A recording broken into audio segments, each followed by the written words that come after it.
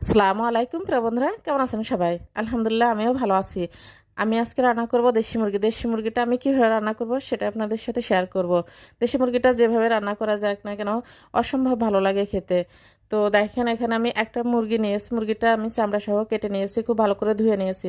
তারপরে কড়াইতে দিয়ে দিলাম তেলে। তারপরে দিয়ে দেবো এখন পেঁয়াজ।